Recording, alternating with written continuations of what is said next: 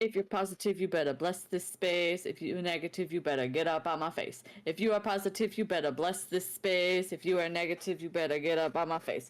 If you are positive, you better bless our space. If you are negative, you better get up out our faces. Period.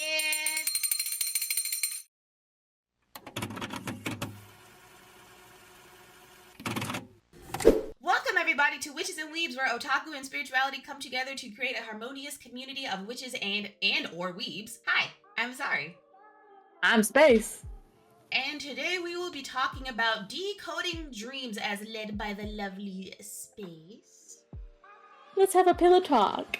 Basically, okay. First things first, before we start anywhere, because Mia made a comment that I think is a great segue to start. Because she made a comment before we started filming about how she doesn't dream. And I'm going to tell you, that's a lie. Everybody dreams. It's that most people just, as soon as the moment their eyes open, it just flies out the window. You don't remember that shit. That's it. It's that if you wake up and don't remember your dreams, it's that you didn't remember them. It's the... They existed. So everybody dreams. Everybody can do dream work because it's 100% of the time your subconscious trying to tell you something in some kind of fashion. Dream work is possible for everyone. It's the easiest way to start working with your spirituality because your dreams will talk to you about your body. Referencing something about my... I just read a dream for my husband, and I have some books here for reference, even though I will not recommend them for anybody because of some cultural claims that I don't appreciate. But I think they're... Damn, where was I going? I lost my train of thought. They might be handy if you're into that sort of thing. Yeah, they might be handy if you want a quick, easy breakdown, because I got both of these at the library. So they're typical as being in any library. Let's break down into the dream world. What is the dream world? We know it's your subconscious talking to you. It's basically just another version of reality. It can be as real as you let it be. You can interact with it. The dream world has its advantages, and it's easy to work with because anything is literally possible. You have societal freedom, religious freedom. You can talk to any pantheon in your dreams. Freedom from physical laws that don't exist. Any issues with your body doesn't exist in the dream world. Any issues with class doesn't exist in the dream world. Time also doesn't matter. You could live a whole 50-year life in the span of 8 hours in a dream. Okay, so I do have a question. Yes. Because I do not remember where I was going. That's crazy. I was thinking about, like, what the hell was I trying to say? It was more of like a, when do certain things not apply to reality? Like, how do you know what messages are for you in the dream? And how do you know that you just ate something crazy and now you're just having a wacky dream? If you want my honest opinion, this book tells you basically any kind of stimuli in your life means that you should just negate the dream. And I think that's a little bit much. It says if you ate something funny, hold up, let me find the page. Because it literally talks about how many alcohol, all kinds of things affect your reality. But I'm thinking, in my personal opinion, okay, got it. Fucking got it. Haha. So, recognizing significant dreams. Only you can recognize which dreams are significant to you. So, even if a book tells you dreams that occur after you've taken drugs from your doctor, which basically means anybody with mental illness, all dreams are negated. That doesn't make sense. That doesn't make sense because... Yeah. Wait, first of all... It literally says legitimate drugs prescribed by your doctor or sold over the counter at the pharmacy, or illegal drugs. But I'm like, okay, marijuana helps cancer patients deal with pain. Does that mean all of their dreams are now irrelevant? Yeah, no, that doesn't make sense. That's very closed. This is why I can't recommend this book. That little passage right there is literally just negates everybody with mental illness that needs to take pills every day. You basically have no dreams now that are significant to you. That's a shitty thing to say. why? I mean, like, I don't know. I can't understand it. Even Lily says dreams that have occurred to you after you've indulged in food. We need to eat. What do you mean? None of my dreams matter, apparently. If I have a midnight snack and go back to sleep, this message that was for me is negated. It doesn't matter because I ate a fucking piece of meatloaf before I went to bed. And this is my favorite one. Dreams that can be traced to stimuli. Okay, hear me out. Let's say you have a dream of water and your sink is dripping. But that's your brain telling you that, hey, your water is running. You might want to get up and look at it. Oh, this reminds me of the pee dream. If you pee in your dreams, you pee in real life. But that's not the case. I know that's not what you're saying, but I thought it was funny because I remember when I was like 8, I had a dream that I was sitting on the toilet and I had to pee, and I wake up and I done pissed the bed, and I'm like, oh shit. But I had to pee. Like everything now that I'm older, if I have a dream that I'm on the toilet, I wake up because I'm like, oh shit, I gotta piss real bad. That's your body telling you that, though. That's exactly what it is. And to say that, oh, you should ignore those dreams is really silly. Because you had a fucking meatball for a snack before you went to bed.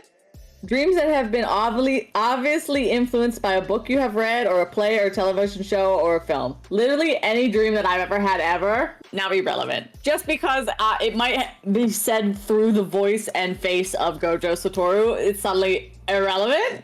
What do you mean? That's so weird though, because like you said, dreams do come from the subconscious, because even if you're not in the full like deep REM cycle, you can still like hear your TV, and then sometimes it'll filter into your dream. So now you're fucking watching Bob's Burgers.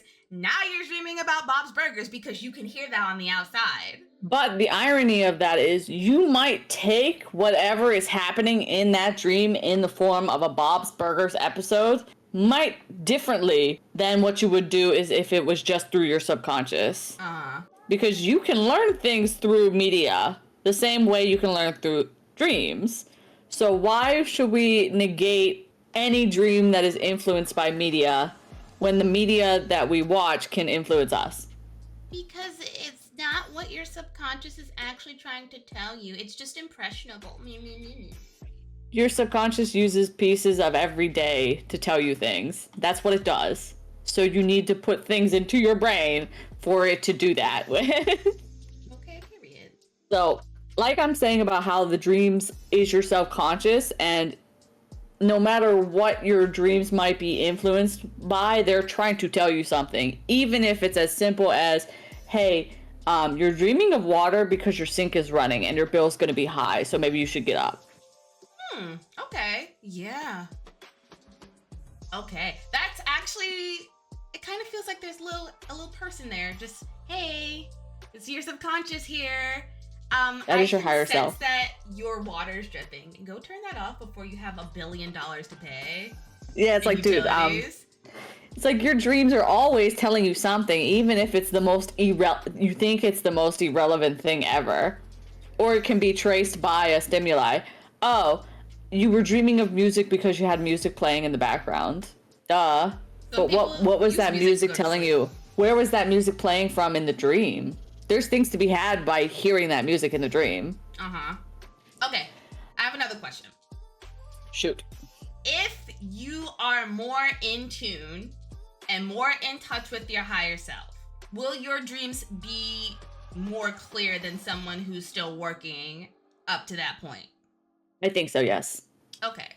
Because the more in tune I get with my higher self, the more I dream in general. Right. Because I've started taking it. Okay, so to remember your dreams, you have to start writing them down. You have to give your mind the practice of trying to recall your dreams. Even if I have some that literally have 2 lines and it says it was about a D&D game. That's all that it needed to be about. I remembered that part of the dream. It was just an exercise to start getting you into remembering your dreams. And I've noticed that as I do this, I have more dreams that I can at least remember a little bit when I wake up. Be like, oh, fuck, I dreamt about a dog. Before I would just wake up and like not at all remember dreams at all. Right.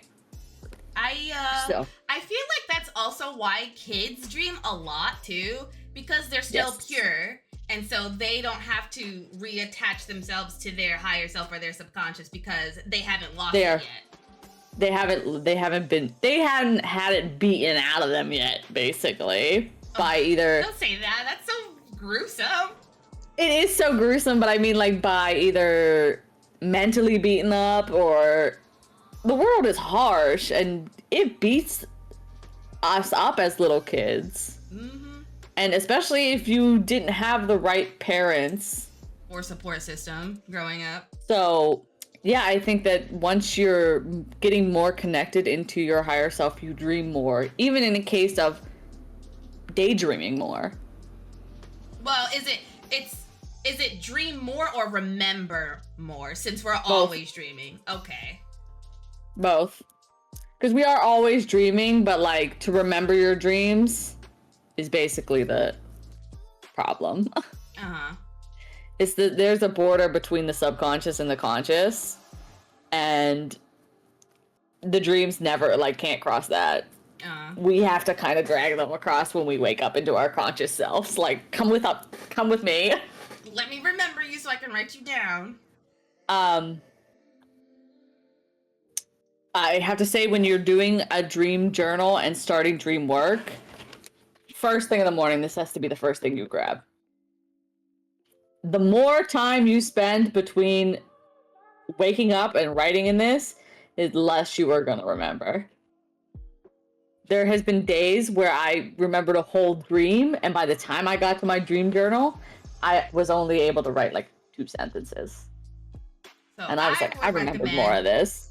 I personally, for that, if you have to pee real bad when you wake up in the morning, at least take your phone. If you have an iPhone, write on your notepad, or if you have any Android or any other phone, open up whatever note-taking app you have and just sit on the toilet, let go, and just remember your dreams. Yep, just start writing keywords. Don't even write in full sentences. Start writing keywords that you can remember, because the keywords will jog more of your memory. Or even use the voice to text. So you're just speaking and it's transferring over to your notepad. Yeah, I use speech to text a lot. And also, the only reason I use a physical journal is actually because I don't like to use my phone first thing in the morning. Uh-huh. I would 100% recommend just using your phone, speech to text, and be like, yo, this is what happened in my dream today, blah, blah, blah, blah, blah, blah, blah, blah. And just copy it down somewhere later. Mm-hmm. That's a great way to do it. It's super easy. The only reason I keep a physical one is because, again, don't like to use my phone in the morning. So I do want to talk about how you start to figure out what your dreams mean, because only really you can figure that out. Mm-hmm. But you have to start somewhere. Yeah. And books like this seem really great, where they break down like, okay, if you see, I'm going to use a cat for an example. To dream of a cat in general denotes bad luck. And I'm thinking, okay, they paint these as so black and white that if you dream of a cat, that's it. It's bad luck. But if you dream of a bunch of orange cats who are purring and laying across your chest and just giving you so much love, why would that be bad luck? Because orange is a positive color. Mm-hmm. Orange cats are typically associated with being very adventurous, very childlike, curious. Mm-hmm. I feel like orange cats are the golden retrievers of cats. Yes, I would say yes. So yeah, they're a little bit of a problem causer, but it's just because they're so smart that they're curious, and they're so smart that they're kind of dumb. Mm-hmm. Because my orange cat, dumb as rocks, but tell me that dude does not know how to open a fucking door. That's just cats in a nutshell. I love cats. This man knows that if he jingles the door an exact way, he will get it open. Ugh, he's too smart. He's too smart, and then he does just stupid shit. He'll get stuck on, he'll jump up onto this, I'm kind of distracted by my cat. Anyway, let me not talk about the cat anymore. So, these books are kind of great to get started with, but I think that a lot of the inferencing has to be by the actual dream itself. Mm-hmm. Because you can't tell me a cat in every dream is going to be bad luck. Right, it doesn't make sense. Like, it's just so one-dimensional that even during a good, happy dream that can symbolize, oh, new beginnings or rewarding for your hard work, because there's a cat there, all of that's negated. That doesn't make sense. No. It's like you have to, like, again, and it goes back to saying, like, oh, only you can figure out your dreams. Right. Because, like, my husband said, okay, this was my husband's dream. I literally just quoted my husband's dream about the orange cats, and he was getting all kind of attention by all these orange cats. And when I looked up cat and it was like bad luck, I was like, oh, that's a little depressing. Let me look this up again. And I was like, okay, let's look it up by orange cat. And so when I looked up orange cat, it was telling me, oh, an orange cat is a positive sign. And it told me what the orange cat is associated with. And then I thought about what the orange cats were doing to my husband in the thing. They were taking care of him. Right. Purring is a way for cats to care for you because purring helps them heal. Mm-hmm. And I think it does the same for us. So they're basically saying you're healing and we're helping you. Okay, yeah. See, that's a lot better than just, oh, all these cats, you're about to get 1 billion years of bad luck right now. It's like that thing just doesn't make sense. So these books are great starting points, but you really have to break the dreams down step by step. Right. Because I wasn't going to believe that a bunch of orange cats purring on you is bad luck. Poo-poo. Yeah, no. Like, it doesn't make... I feel like that's also, like, it's how people interpret tarot cards and all this other stuff. Like, there is a base for it, like, where it's, okay, well, this is what it might mean, but you, at the end of the day, are translating the message to what you think that it might mean for you. Yes, and typically 9 times out of 10, you're going to be right unless you're completely delusional. And then, so like, I can't help you there. Delulu's not the Salulu? Delulu is not always the Salulu. In certain situations, it is absolutely the Salulu. But, like, let's say let's say you dreamed about a dude who never once talked about you and you're getting married. Trust me, that's not what your dream is trying to tell you. Okay? So you're telling me that I'm not about to marry my bias in real life because I dreamed about marrying my bias in real life? No, you need to think about what the dream is actually telling you, because what your mind does is pick up faces that you like and just copy them, pasta them right there. Or you can see someone for a millisecond and they'll somehow appear in your dream and you'll be like, I've never seen you a day in your life. Yes, you have. Yes, you have, even for just 2 seconds. Your mind remembers it. And it reuses everything that you have already seen in your life. I'm trying to remember where I've seen these people from. Dude. Oh, it also does a thing where sometimes it mixes up facial features and creates a whole new person. And then you end up seeing that person in real life and you're like, deja vu. Right. But it's actually that your brain just kind of filtered out a bunch of it. On deja vu. Oh, we should do it, right? Someone needs to write that down. I'm about to write it down right now. I do want to talk about reoccurring dreams. Okay. Because those are most often going to tell you something deep-seated. So let's say you're going on a flight to Aruba and you're like, fuck yeah, I love flying, I love going on traveling. But the week before you go on the flight, you have flight-related dreams that aren't that pleasant. Maybe it's your brain telling you, oh, your flying actually makes you anxious. You might love traveling, but flying itself makes you anxious. And there are a lot of people out there that are scared of flying. And have... actually, flying is safer than driving. I hate to say it.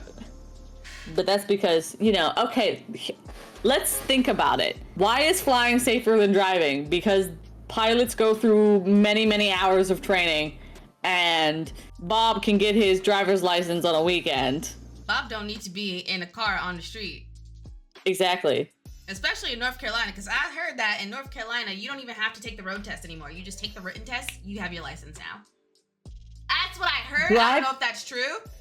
Driving is a specialized skill. Some of y'all should not be driving. Some people on the road should not be driving. That's especially why. in the East Coast, because East Coast drivers are the worst. I learned how I got my license at 17 and then promptly moved to New York. So I got to learn how to drive in New York with the worst drivers ever. The worst drivers ever. I love New York, but poo-poo. Y'all suck on the road. Even born and raised, I do not like New York City. I will say that speaking on reoccurring dreams are typically not very spiritual. They'll more be about self-enlightenment and talking about yourself and how you feel and how your emotions are feeling. Yep. You don't have to be spiritual to try to be a better person. No, your dreams will do that for you. Your dreams are always trying to connect you with a higher plane of existence. And all of this can kind of be talked about in a spiritual kind of light. So I'm going to talk about a little bit of divination through dreams because that's what I've been trying to do. Ooh. And divination is not always looking into the future, but it's looking through time itself. Mm-hmm. So talking to gods, talking to spirits, talking to your ancestors, talking to animal spirits, whatever you do, whatever kind of situation that you work with, this would be considered divination through your dreams. So dreams that will have a past life will typically reoccur. You'll have more than one dream and they will follow a timeline. Even if it's not following a beginning to end timeline, you'll be able to place, okay, maybe this dream happened in the middle, this dream happened at the beginning, this dream happened at the end, and you can figure out the time story from there. Okay. So, what on the subject of recurring dreams? Okay. What does it necessarily mean to have basically a series of dreams where this is the first episode or this is the second episode, then you have the first episode or you have the third episode or so on and so forth? Typically those kind of dreams are happening first person. Mm-hmm. So you are experiencing the dream. The dream themselves has no sort of presence. You're walking through life through your own waking perspective. Okay. So those are typically reoccurring dreams. Okay, because I've had their dreams where it's the same scenario, same exact people in the dream, or not even the same scenario, same exact people, same setting, but it's either a prequel or the sequel of what's going on. And sometimes it's crazy, crazy. I'll tell you about a dream in a little bit. I'm gonna let you finish though. It really, like I said, it's kind of depends on you specifically. Uh-huh. Each person has to figure out their own dream. And it's the same way with tarot. Like, you can only have so much outside help if you're not being honest with yourself. Right. If you're being 100% honest, then an outside person can 100% help you. But nobody is 100% honest. If they tell you they are, they're a liar. They're lying to you right now. Past lives are always going to be set in the past. You're never going to get an image of a future life because you would have already had to exist in that timeline. And for us, time still is a line. Unfortunately, we exist in linear time. So past lives are past. They are set in the past. Time is a social construct.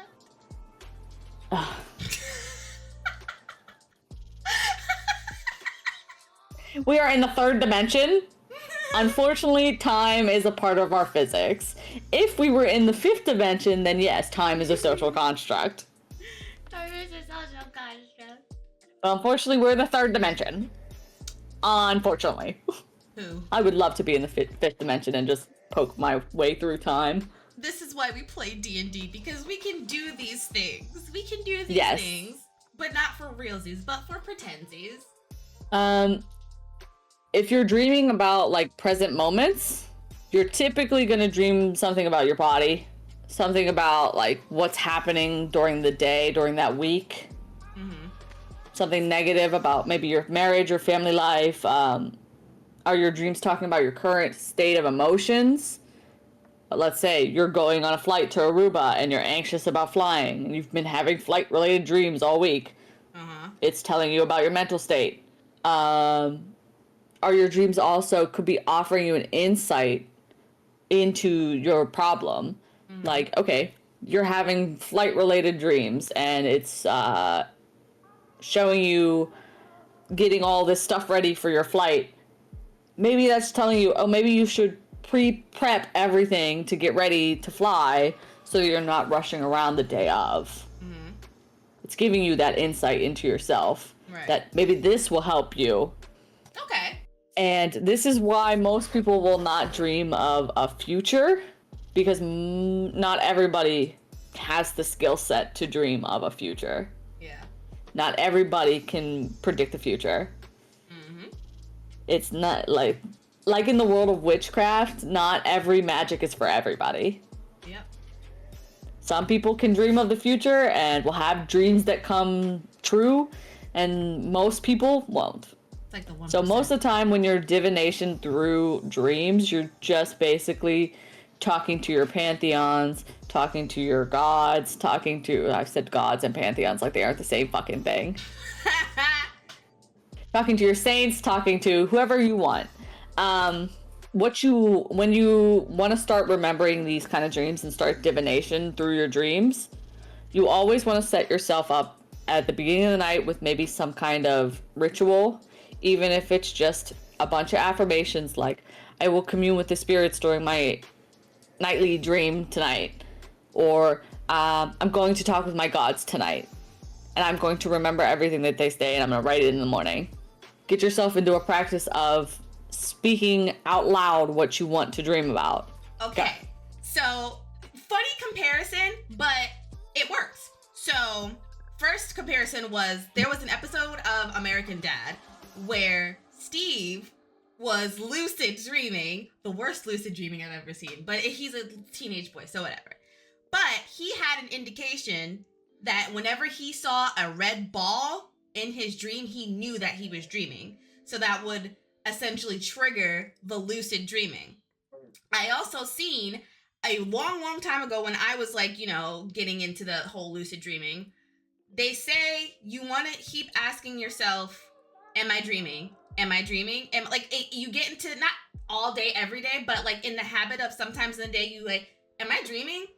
And so it translates into the dream when you get in the dream, because it's something that you were doing for a majority of the day.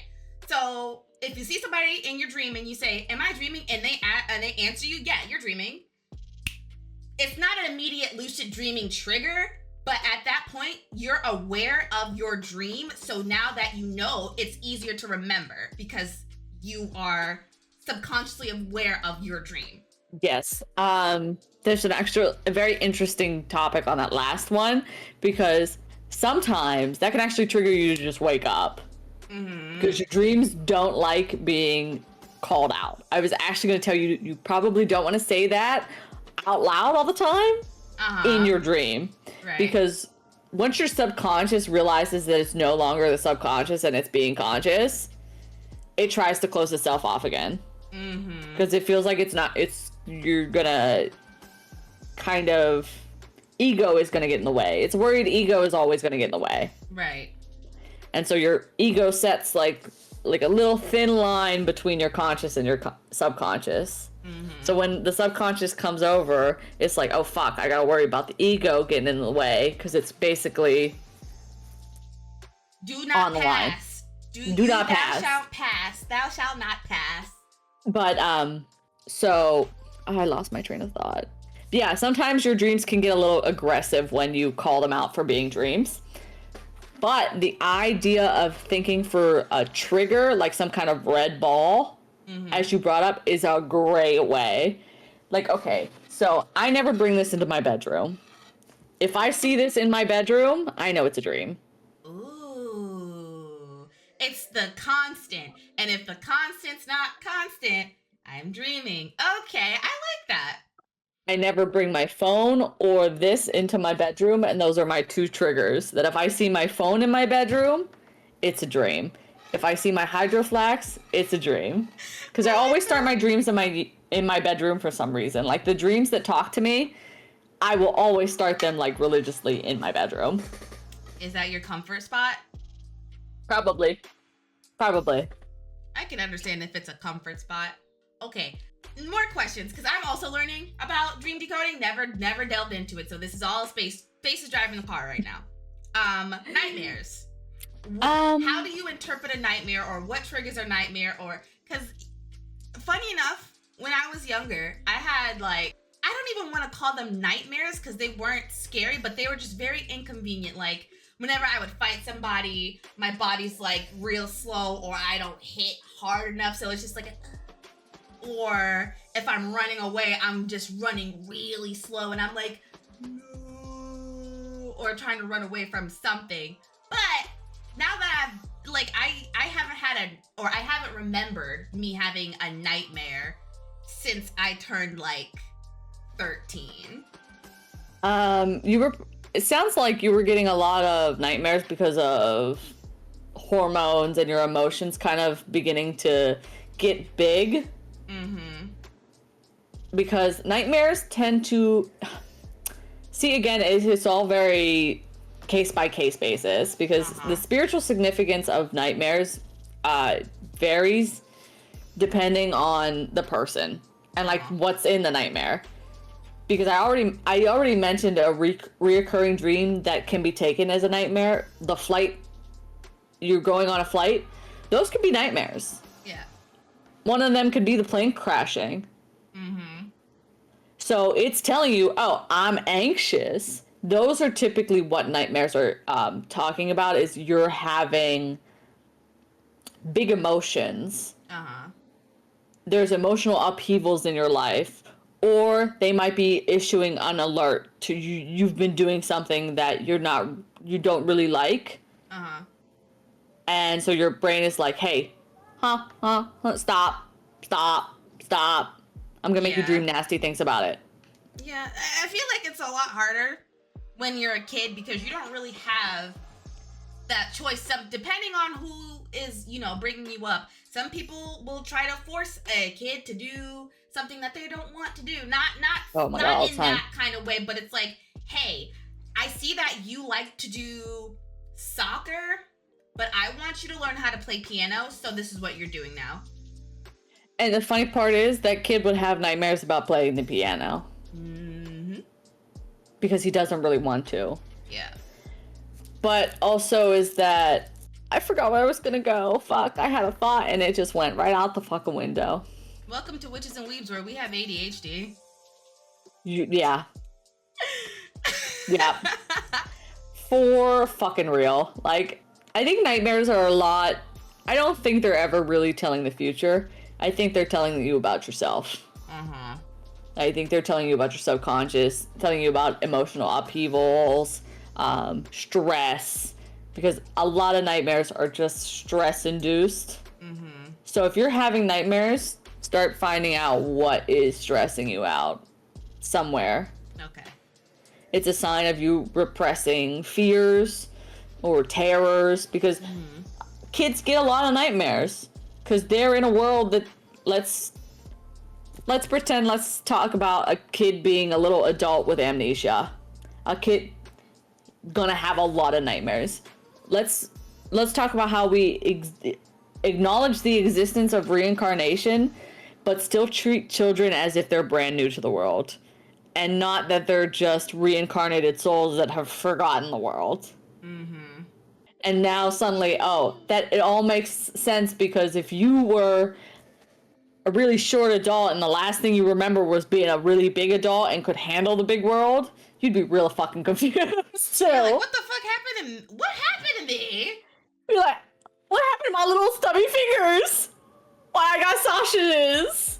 Why can't I remember anything? I remember I used to look like you, but why? What am I? And What's then happening? they go outside and all these big things, and they don't know any of these big things. And the last time they were alive was probably 60 years ago, where cars didn't exist. So they're now like, what the fuck is that? Ooh, this is all brand new.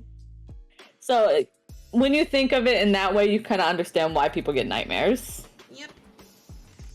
Because, yeah, again, I haven't or have remembered having... The last nightmare that I remember, I was really young. I was in the porch of my old house in New York. And I don't remember what the figure was, but it was just like this dark, scary thing. And so how my porch is laid out, it's the front door. This side we have like a couch and a chair, and on the other side we have another chair. And then there's the door to the living room, basically, or the hallway to the living room. So I'm like on one side of the porch, and this thing is on the other side, and I'm like, it's dark, everything is black and white. I'm running toward it, but it keeps getting further and further, but I'm still in the same room.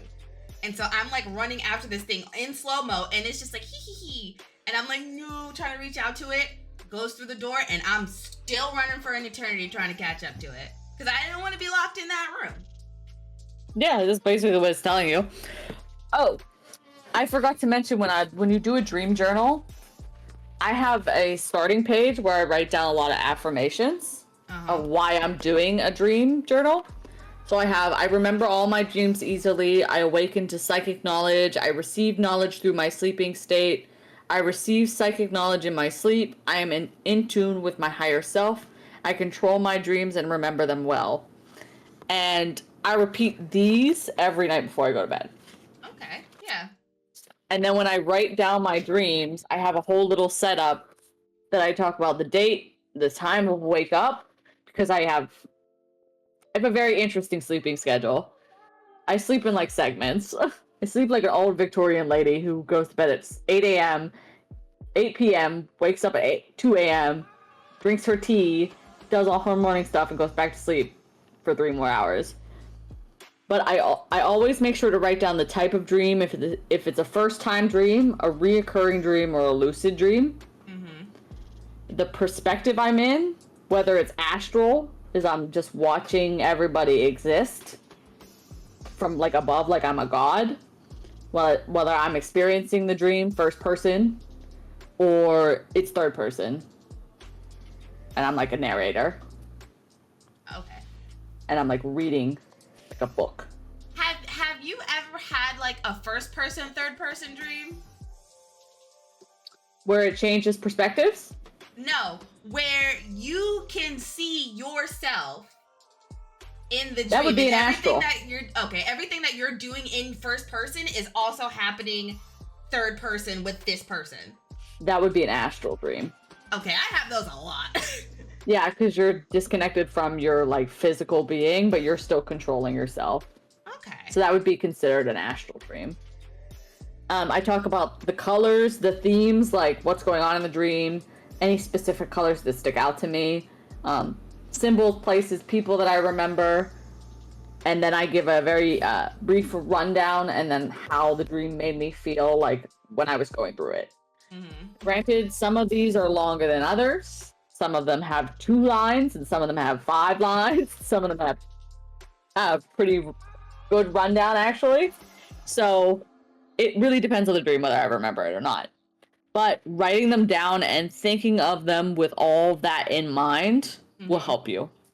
I'm learning with y'all today, so. That's my biggest starting point if you're going to start working with dreams. Dream journal in some fashion. Some way, do a dream journal. Because you'll start noticing patterns. More questions. No problem. Time. You're apparently not supposed to be able to see the time on a clock in a dream. I have honestly never experienced seeing a clock in a dream, so I have to kind of agree with it. Okay. Only from experience. Right. Because I've heard things where you can't read text in a dream, like on paper, and you can't see time on a clock. And I'm asking because I have had dreams where I can vividly see the time on the clock and words on paper. And I've written them down before. I just don't remember where. So my thing is, when you have those specific kind of dreams, that time and those words must mean something. You know what? I think you're right. Because there also have been dreams where I see numbers and I wake up, write them down. One instance, years ago when my mom was still alive, I told her, I'm like, Mommy, play these numbers for the lottery. She didn't, because she thought that I was just being haha funny. Guess the fuck what? Those numbers won. Yep. Damn.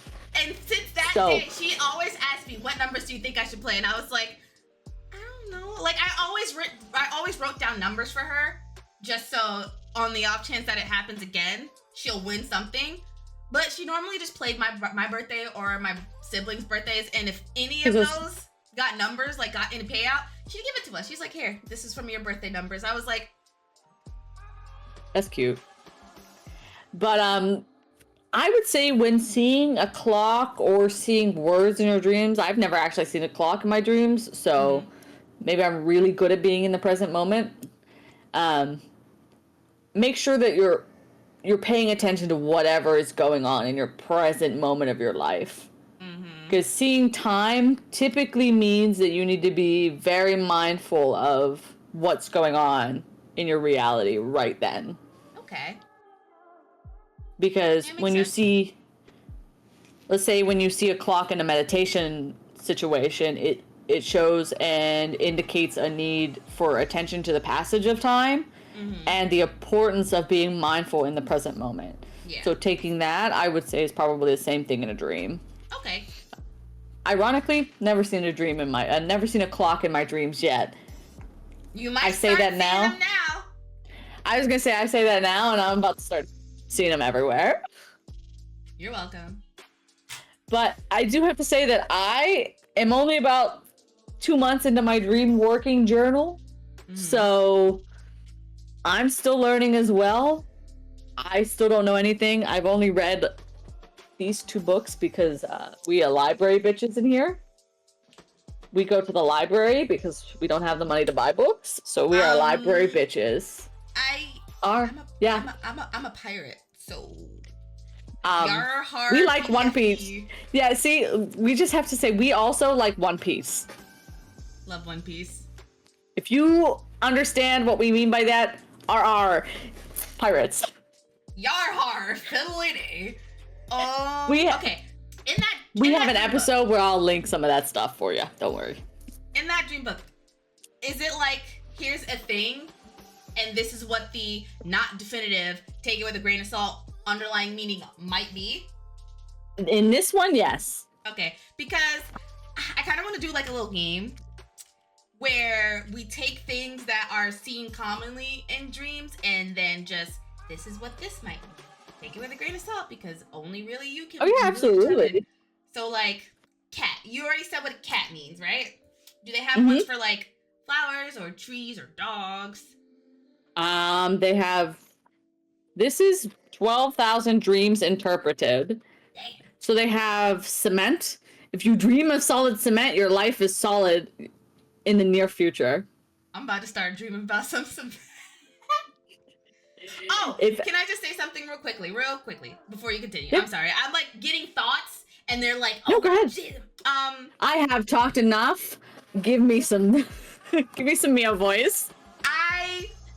Even though I'm not fully into dream decoding. If you are an avid lucid dreamer, to where you can literally take the dream and fashion it however you want to, please take this with a grain of salt. Because at that point, that's less a meaning for you and more of, I'm bored and I'm asleep, so I want this to happen now. Yeah, once you start, if you really know how to lucid dream, your dreams stop being as important because you can start to manipulate them and your ego starts to manipulate them.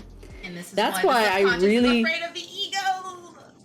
And that's why I really don't recommend that most people learn how to lucid dream because one, there's really no need to. Your subconscious does perfectly fine with your regular dreams. The only thing I would want you to learn is how to recognize that you're in a dream. I think that lucid dreaming can really, I feel especially like the perception. I would say there is good in moderation for everything. Same with lucid dreaming. But once you do more lucid dreaming than you do regular dreaming, that means you're probably not getting the subconscious part of your dreams that you need to be getting. Polka dots. To dream with this pattern suggests that confusion is in an upcoming business project that will cause you great frustration until the problem is solved. Okay, I don't think I've ever dreamed about polka dots before, though. To dream of soap foretells that friends will lead an interesting entertainment. What? So? You mean it is I'm not musty? That means my friends are doing something cool, I just need to wash my ass or something? Okay, hold on. It is best to interpret the symbol against the backdrop of the rest of the dream. Okay, so if you're like dreaming in a shower, then maybe you just need to wash your ass. But if you're dreaming of like in a bathroom and a bunch of friends are washing their hands, okay, that makes more sense. Here's a singular piece of soap in your dream. Like, yeah, okay. Means your friends are gonna have some interesting entertainment. That's why I say take these kind of books with a grain of salt. Ooh. Well, duh. Just means you're paranoid. I'm not gonna read that one because it's I found what a miscarriage means in dreams and it's depressing. Exactly. That's why I said I wasn't gonna read it. Manslaughter. To dream that you are in any way connected to manslaughter foretells a period of severe emotional stress when you may need to find help controlling your temper. Wow. I have definitely dreamed about that before. And I have a bad temper problem. Y'all be out here dreaming about manslaughter? Dude, they have murder and killing in this book too. Y'all be dreaming about murdering people? I mean, I can kind of see it, especially if someone's very, very frustrating. I'm a Scorpio. Well, I just dream about car accidents a lot. Do you not like to drive? I do not drive. Okay, that makes sense. Because I also dream of car accidents and I do not like driving at all. I always say that if I learned how to drive, I'd be the worst driver. Not even because I'm bad at it, because I'm impatient and I get mad very easily, and I'm susceptible to impulsive thoughts. So I will run in the back of somebody's car if they piss me off badly. That my self-control just goes right out the window because I'm just, all I see is red. I'm just like, psh. Now I gotta pay for somebody else's fucking car because my temper got in the fucking way, and it's all my fault. That is exactly why I stopped driving. That's why my husband drives me everywhere. Yeah, mine too. Even he, I had this man driving in New York City for one day, completely changed the way he drives, like complete 180. He drives like a New Yorker, but he drives like a good New Yorker that actually knows where to fucking go. And is the ones that are just trying to survive on the road with the bad drivers. Like I can't even like say what kind of driver my mom was because she was crazy. Like she would have this big ass fucking Ford Explorer or this Trailblazer, whatever fucking Chevrolet Trailblazer. She's fucking weaving in traffic in the fucking highway, going like 95 on a 70, 60 mile per hour thing, but she has never crashed into anybody. She knows how to merge in tight spaces, has never crashed into anybody. She had one bad car accident, and I don't even think I was born before that. Like, I don't even think I was born after or... Meanwhile, I have had 6 car accidents, like, only one of which was my fault, but I took it as basically, get out of the fucking car, bitch. You're not supposed to be driving. Like... And took it to heart. I don't know. There was something special about that woman because clearly the fact that she never got, as long as she was alive when I was also alive, like never got into a car accident, not once. And you would think that the way she drives, she would get into accidents periodically because of how reckless it is. She's never gotten into a car accident. I'm just sitting here like, she knows her car. That's somebody that knows her shit. And it was funny because she's had 3 cars. One car got set on fire because she parked next to a bag of trash, like a bunch of trash, and somebody came over and just lit all the trash on fire. So that was her Explorer. And then she got a 2002 Nissan Altima, and you know people who drive Altimas are just, you know, batshit crazy for some fucking reason. It is just a thing. I don't know, man. But Nissans. The only reason she did not have that car anymore was because my sister totaled it. And my sister totaled it because she lied to my mom saying that she was on the way to the train station and crashed into a tree. She's fine. I fucking suck. She was fine, but that car was totaled. And so when my grandpa passed, she took his Trailblazer, and that was the car that she drove for an eternity, up and down the I-95 from New York to South Carolina or North Carolina for vacation trips. She drove everywhere with that thing, to the city and back. Like, that car had some miles on it. And then, you know, she passed, and so now it's sitting in my sister's driveway collecting dust. No surprise. I think we covered everything. Do you have any questions? Do I have any questions about dreaming? I feel like I had a question, and it's just gone.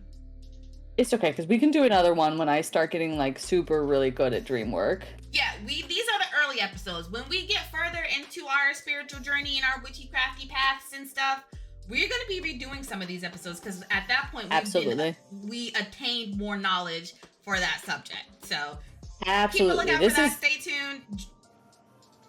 This is us growing together. We're all growing at the same time together. Yep. So when in a couple, probably a year, we'll retouch on this episode. We'll retouch on the meditation episode. We'll retouch on all kind of episodes the further and further down we get. So these are all just the start of something. Yep. Remember, we're holding hands and we're growing together. We're taking baby steps. Baby steps. So I'm not saying that I know all there is to know about dream work. I do not, most definitely do not, take all of this with a grain of salt. Mm-hmm. Because I am only one person and my opinions only matter so far. Yep. My opinions only matter. My opinions only matter if you let them matter. So if you have a different opinion and a different experience through dream working, then your experience is truth. Two truths can exist at the same time. So let's just get that out of the way. Make sure that we understand that, don't worry, this is just an opinion piece. It is not the end-all, be-all of dream working. This is just a starting point of us learning on a journey together of self-enlightenment. Okay. So just remember that. That's our disclaimer. So don't be telling nobody, well, Witches and Weebs said. We did say that. No. But remember, we have a disclaimer that these are all just our opinions. Mm-hmm. We are all taking the same journey, but we might take, we're still holding hands. We're doing extendo hands, but you might go this way. I might go this way. Space might go this way, but we're all still meeting in the middle. We'll all come back to the middle because we're all on the same kind of journey of self-enlightenment, self-love, healing our inner child by exploring these pieces of our selves that we were denied when we were younger. Mm-hmm. So this is all a journey of enlightenment. This video might be irrelevant come next year. Right. Depending on how we grow as practitioners. Mm-hmm. Who knows? We don't know what the journey is like. That's the whole point. This is a journey. Yep. So go decode your pillow talk. What? English words? I don't know. What was I trying to say? Go decode your nightly pillow talk. Pillow. What are we dreaming about today? A community of fellow witches that talk about their dreams with you. I can't remember what Raiden Shogun says. I was gonna say something that she says in the game, but I can't remember what the fuck she says. Me neither, but that's because I have not played Genshin in a minute. Eternity. Or some Eternity. Eternity. I'm going to steal everyone's visions because I'm the Raiden Shogun. That's terrible. Something. Or something. Spoiler alert. Or something. Raiden Shogun's not a great person. But I love her because I make bad decisions, so mind your business. Okay. Listen, let me talk about it because she is a point-by-point case basis of the road to hell is paved with good intentions. I love her. Because she thought she was doing the right thing. because that's what she was convinced by the commission. So there's nuances to every conversation. There's nuances to every opinion. What we say is not the end-all be-all. It's just a starting point for you guys to continue to learn on your own. Mm-hmm. We will start having research materials for you guys to have in the descriptions, especially for next week, which is our broom closet, and not next week, when we film our broke bitch witch tips, because I will be finding a place for you guys to get some PDFs. We like pirates. And some websites that are cost efficient. So even if you can't spend $20, you can find somewhere where you can spend $5. And Rift books. I'm actually going to cover this in the episode, so stay tuned for that. Yeah, we'll talk all about that later. Yeah. So let's wrap this episode up now that we've had a whole rant at the end of that. I don't even know if I want to keep those in the episode. I might keep a little bit, but we went on for like 5 minutes, and this is a dream episode. We went on for a little while. You might want to cut, maybe put it like at the end as a little cut of us just ranting. Yeah, probably. Because we went off for a little tangent. We go off topic a lot. Welcome to Witches and Weebs, where this is actually Witchy Wednesday, but we'll get a little bit of Fandom Friday up in here. But that's kind of the whole point, too. Yeah, we're weebs. We fucking put everything in everything. Because you mean to tell me that your friend who watches One Piece doesn't make every fucking joke of every instance in anything a One Piece reference? I played the entirety of Final Fantasy XIV Dawntrail, and you know what was referenced constantly? One Piece. One Piece. Oh, this sounds like One Piece. Oh my god, this reminds me of One Piece. Oh my god, this is Whoop D. Lamont. What? That's why, like, Witches and Weebs is just going to be our thing, because we're going to attach fandom and weebiness to everything we do. It will be brought up. So, I do have to say, comment any questions you had for dreams. I will be happy to decode any dreams if you would like to leave some comments for that. Mm-hmm. Give me some practice. Make sure you like and subscribe.